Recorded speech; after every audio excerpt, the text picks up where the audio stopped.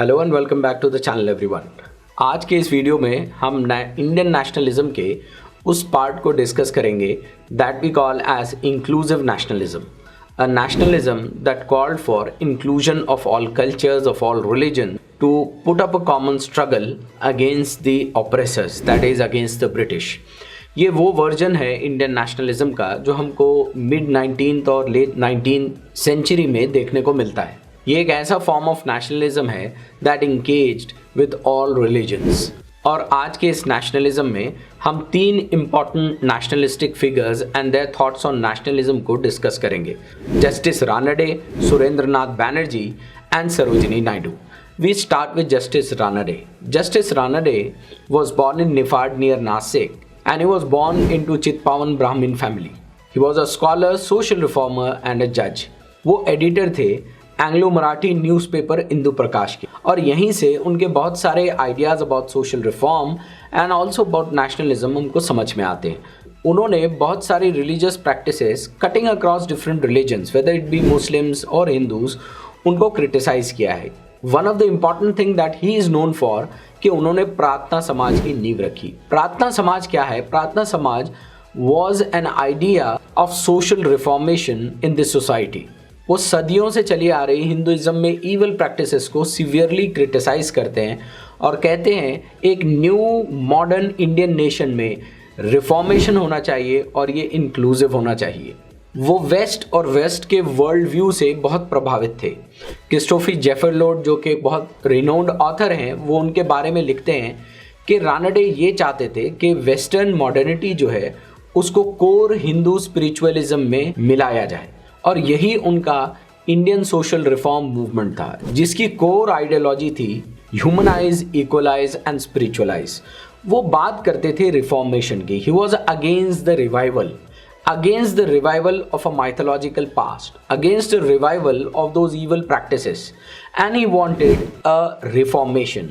और इसी रिफॉर्मेशन के आइडिया के चलते हिंदी कम्युनिटी के कुछ रिवाइवलिस्ट थॉट्स के प्रोपोनेंट्स ने उनकी बहुत कड़ी तनकीद की और उन्होंने उसका बहुत अच्छा जवाब भी दिया, that why he wants reformation and not revival. वो कई एग्जाम्पल साइट करते हैं और कहते हैं कि क्या हम ये चाहते हैं, क्या हम एक अनइक्वल समाज चाहते हैं, क्या हम यहाँ सती प्रैक्टिसेस जैसी कोई प्रैक्टिस चाहते हैं, क्या रिवाइवल करके हम इस तरह की कोई प्रथा को फिर से लाना चाहते हैं। दैट इज़ वाई उन्होंने कहा कि हमको रिफॉर्मेशन की ज़रूरत है, रिवाइवल की ज़रूरत नहीं है। उनका जो रिफॉर्मेशन है, the idea of reformation was similar to the idea of reformation that he took from the Christian West।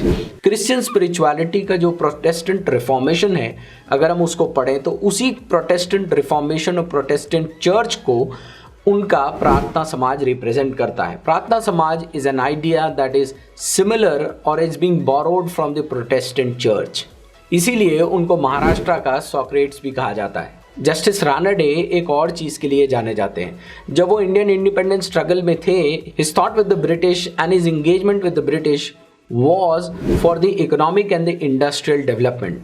वो ये चाहते थे कि यहाँ पर इंडस्ट्रियलाइजेशन हो, सोशल रिफॉर्म्स की स्कीम्स जो है गवर्नमेंट लेकर आए, ब्रिटिश लेकर आए, ताकि लोगों को इससे फ़ायदा हो। This should not be the enterprise of extraction by the British rule. Hence इसी वजह से उनको फादर ऑफ इंडियन इकोनॉमिक्स भी कहा जाता है। गोविंद रानडे एक बहुत ही progressive, inclusive form of national movement और नेशन को देखना चाहते थे। यही उनका आइडिया था नेशनलिज्म का। दूसरे इंपॉर्टेंट फिगर जो इंक्लूसिव नेशनलिज्म को रिप्रेजेंट करते हैं, दैट इज सुरेंद्रनाथ बैनर्जी। सुरेंद्रनाथ बैनर्जी कोलकाता से हैं, बंगाल से हैं, और इम्पॉर्टेंट खिताब जो उनको मिला था वो था राष्ट्रगुरु का, that is the teacher of the nation। He was the founding member of the Indian National Congress, और वो इंडियन नेशनल कांग्रेस के 2 बार प्रेसिडेंट भी रहे। उनका इंडियन फ्रीडम स्ट्रगल को लेकर और ब्रिटिश से इंगेजमेंट को लेकर एक डिफरेंट पॉइंट ऑफ व्यू था। उनका पॉइंट ऑफ व्यू ये था कि it should be more inclusive and it should be in cooperation and a milder version of national liberation. इसी के चलते कांग्रेस से जैसे जैसे नेशनल फ्रीडम मूवमेंट बहुत तेज़ होता गया, बहुत उग्र होता गया, बहुत ज़्यादा पार्टीशन होता गया, सुरेंद्रनाथ बैनर्जी ये सेंट्रलाइज आइडिया से थोड़े दूर हुए and he left the Congress and along with Anand Mohan Bose 1919 में वो इंडियन नेशनल लिबरेशन फेडरेशन को कायम करते हैं। उनका अपने हिंदू कस्टम्स से प्यार और लगाव इस एक छोटी सी स्टोरी से लगाया जा सकता है। 1869 में वो इंडियन सिविल सर्विसेज के एग्जामिनेशन को अपीयर करते हैं। वो एग्जामिनेशन को क्लियर करते हैं, लेकिन ब्रिटिश उनको बार कर देते हैं फ्रॉम टेकिंग एनी सीट्स। और उन पर जो एलिगेशन आता है वो ये है कि उन्होंने जब फॉर्म भरा था तो फॉर्म में अपनी एज को उन्होंने मिस रिप्रेजेंट किया है। इस बात को लेकर सुरेंद्रनाथ बैनर्जी कोर्ट में जाते हैं और कोर्ट में ये साबित करते हैं कि प्रॉब्लम दरअसल में ये हुआ, instead of following the western calendar उन्होंने हिंदू कस्टम्स के हिसाब से अपनी एज को निकाला।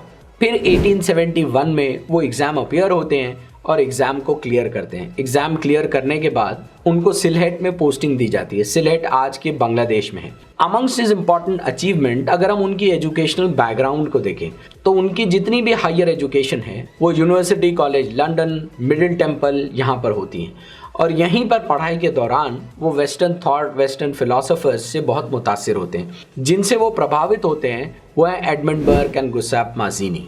अब ये बात हमको इंडियन नेशनल मूवमेंट के जितने भी बड़े बड़े फिगर्स हैं उनमें बहुत कॉमन मिलती हैं।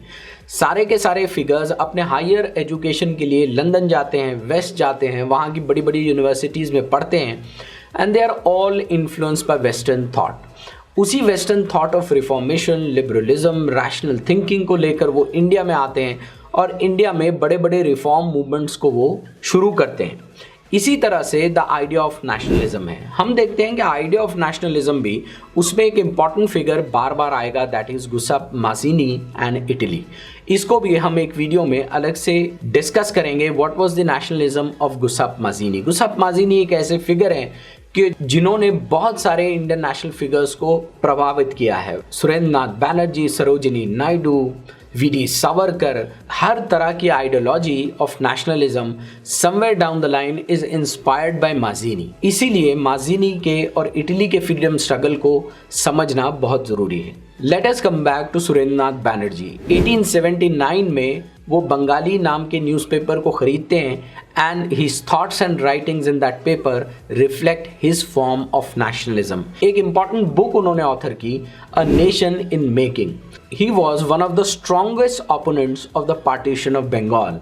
बंगाल का जब ब्रिटिश ने पार्टीशन किया into east and west Bengal, into the Muslim and the Hindu Bengal, this was the first experiment that the British did for dividing India along the communal lines. 1888 के अपने ढाका एड्रेस में सुरेंद्रनाथ बैनर्जी अपने नेशनलिज्म को डिफाइन करते हुए कहते हैं कि यहाँ पर बसने वाली दो जो बड़ी ग्रेट रेसेस हैं उनमें किसी प्रकार का एंटागोनिज्म है जो इस वास्ट कॉन्टिनेंट में बसती हैं, that is the Hindus and the Muslims. वो कहते हैं कि the advancement of India does not mean the advancement of one community at the exclusion of all the other. सारों को एक्सक्लूड कर दिया जाए और एक कम्युनिटी का एडवांसमेंट ये इंडिया का एडवांसमेंट नहीं है। इंडिया के एडवांसमेंट का मतलब है progressive development of the Hindus as well as the Muslims. तभी ये एडवांसमेंट वो कहते हैं कि मुमकिन है। मुग़ल हिस्ट्री के बारे में हम जानते हैं, there is a lot of debate that goes on. Mughal history के बारे में सुरेंद्रनाथ बैनर्जी के जो थॉट्स थे वो ये कहते हैं, Mughal history represents 800 years of amity and goodwill amongst the different races of this country. Mohammedans वो कहते हैं कि Mohammedans loved and trusted the Hindus and the Hindus reciprocated their kindness. वो हिंदूज़ और मुस्लिम्स को अर्ज करते हैं कि अपनी जो पेटी डिफरेंसेस हैं वो पेटी डिफरेंसेस को वो छोड़ दें, उनको पीछे रखें और नए राष्ट्र के निर्माण में वो मिलकर कंट्रीब्यूट करें। जो नेक्स्ट और लास्ट इंपॉर्टेंट पॉलिटिकल फिगर जिनको आज हम डिस्कस करेंगे in the inclusive section is Sarojini Naidu. Sarojini Naidu represents not only inclusive nationalism but also syncretic culture, that is सांस्कृतिक समन्वयवाद।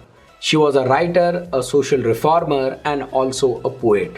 She is amongst the great Indian women जिन्होंने सिविल राइट्स के लिए काम किया, वुमेन एमेंसिपेशन के लिए काम किया, सोशल रिफॉर्म के लिए काम किया और वो एंटी इंपीरियलिस्ट आइडियाज़ की प्रोपोनेंट थी। उनको महात्मा गांधी ने बहुत लविंगली एक खिताब दिया था। She was called the nightingale of India, भारत की कोकिला। She was born in a Bengali family in Hyderabad. She was the first governor of the united province और वो इंडियन नेशनल कांग्रेस की प्रेसिडेंट भी रही हैं और इसी से उनकी एजुकेशनल क्वालिफिकेशन, उनकी कैपेबिलिटीज़, उनकी लीडरशिप स्किल्स और उनकी पार्टिसिपेशन इंडियन फ्रीडम स्ट्रगल का हमको अंदाज़ा होता है। वो डाइवर्स कल्चर के बारे में कहती हैं कि ये डाइवर्स कल्चर ही दरअसल में एक वो चीज़ है जिसने हमको यूनाइट करके रखा है। कौन चाहता है एक मोनोटोनस कल्चर? कौन चाहता है मोनोलिथिक कल्चर? कौन चाहता है कलरलेस कल्चर? एक ऐसा कल्चर जिसमें बहुत सारे रंग हों। That is what gives uniqueness to India. और इंडिया के बारे में, इंडियन सिविलाइजेशन के बारे में वो ये कहती हैं that India is not a civilisation of one unit. India today is not the Hindu India of the Vedic ages. आज का जो इंडिया है, जो मुझे मेरे एंसेस्टर्स से, पंडित जवाहरलाल नेहरू को उनके एंसेस्टर्स से जो मिला है, that has been influenced by many streams, from the western streams, from the Arab trader streams, और ऐसी स्ट्रीम्स जिन्होंने डेमोक्रेटाइजेशन किया इंडिया का, जहाँ पर डेमोक्रेटिक वैल्यूज़ की इम्पोर्टेंस बताई। वो कहते हैं कि the great democratic values they came through the Arab traces in India. इन्होंने हमको सिखाया कि ब्रदरहुड क्या होती है। And it was of the message of Prophet Muhammad, peace be upon him, that gave the democratic ideals to this great society, who enlightened with his important thoughts. और वो ये कहते हैं कि आज मैं जब जाती हूँ तो मैं देखती हूँ कि एक अवेकन्ड इंडिया है। ये सारे थॉट प्रोसेसेस के नतीजे में एक नया रिफॉर्म्ड इंडिया मुझे दिखता है। That is a common heritage. और ये अवेकनिंग मुझे फॉलोअर्स ऑफ सनातन धर्म में दिखती है। ये अवेकनिंग मुझे डिसेंटर्स ऑफ आर्या समाज में भी दिखती है। ये अवेकनिंग मुझे उन लोगों में दिखती है, उन यंगस्टर्स में दिखती हैं जो अपनी लाइफ को कुरान के इंटरप्रिटेशन के आईने में गुजारना चाहते हैं। ये मुझे उन लोगों के लाइफ में भी दिखती है जिन्होंने प्रॉफिट ऑफ इस्लाम की इंटरप्रिटेशंस को, प्रॉफिट ऑफ इस्लाम की लाइफ को और उनके इंटरप्रिटेशंस ऑफ डेमोक्रेटिक वैल्यूज़ को आम किया है। हिंदू मुस्लिम यूनिटी के बारे में वो एक इम्पॉर्टेंट टर्म कॉइन करती हैं, दैट इज़ दी गंगा जमनी तहजीब। वो ये कहते हैं कि Hindus and Muslims can together bring about great changes in India. वो कहती हैं कि जिस तरह से माज़ीनी थे और जेरीबाल्डी थे, फिर से माज़ीनी और जेरीबाल्डी और इटली के फ्रीडम स्ट्रगल की डिस्कशन आती है। We see a national leader inspired by his ideas. वो कहते हैं कि माज़ीनी जो थे इटली के, वो ड्रीमर थे, उन्होंने आइडिया दिया था और इन्हीं आइडियाज़ पर जो एक्शन किया, जिन्होंने काम किया, जो इसके सोल्जर बने, दैट वाज जेरीबाल्डी। और ये दोनों के इफ़ेक्ट्स के नतीजे में इटली बिकेम फ्री। वो ये कहते हैं कि इंडिया में एक बहुत अच्छी एनालॉजी ये दोनों को लेकर वो देती हैं और कहती हैं कि Hindus are like Mazzini who are dreamers and believers, and Muslims are like Garibaldi who are the people in action.